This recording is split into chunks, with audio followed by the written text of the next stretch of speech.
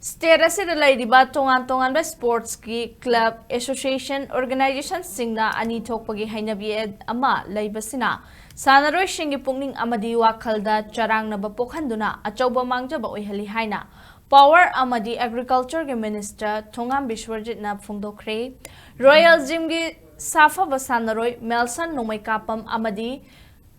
nongthang leimazam anina handakta AMBBA na sinduna pangthokiba humfuni thoirak suba Mr. Manipur singani kun marida senior gi Mr. Manipur amadi junior gi Mr. Manipur gi title lawbada natana gym asigi chief coach Bhupendra NK na best coach amadi royal gym na overall team champion taraktuna Achouba mai paklakpada gym masina sindur ngasi ningom thong bazar community hall da taram okpagi thoram pangthoki thoram adada thoiba mithunglen oikiba minister TS Biswajit na makha taraduna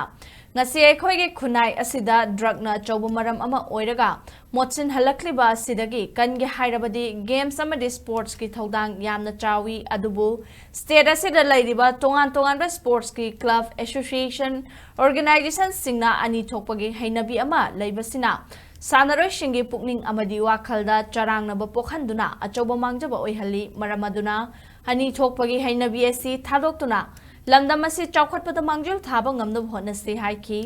thorang adugi manung chana royal gym ningom thongi hanagi chief coach laikhidraba NK Gojendra gi photo da yamna hekat lekat tamduna amadi minute ani 2 minute leptuna awaba phongdokpaga loinana ikai khumnaba utki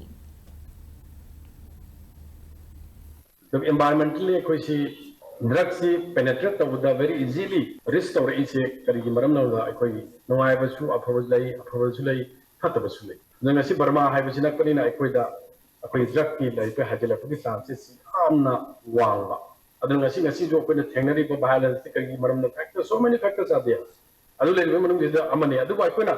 the most important thing di kari no hai kan da environmentally koi da mo lai ba akoi environment da unwanted ma'am like चाहे थोड़ी जगह ये थी मंगल बने game and sports थी मंगल बने discipline खुद मत मसी याव बने ना मसी याम मस्ट वर्क बा याम इम्पोर्टेंट कोई बा पोतु ने दुगा कोई प्रोटेक्टिवली कोई एनवायरनमेंट मोल इवन एनवायरनमेंट ना दुगा एनवायरनमेंट दुगु सेन के हर कदी सेल्फ रियलाइजेशन और सेल्फ प्रोटेक्शन ना दुगा दी ngam moy jima ay achepor thaja bana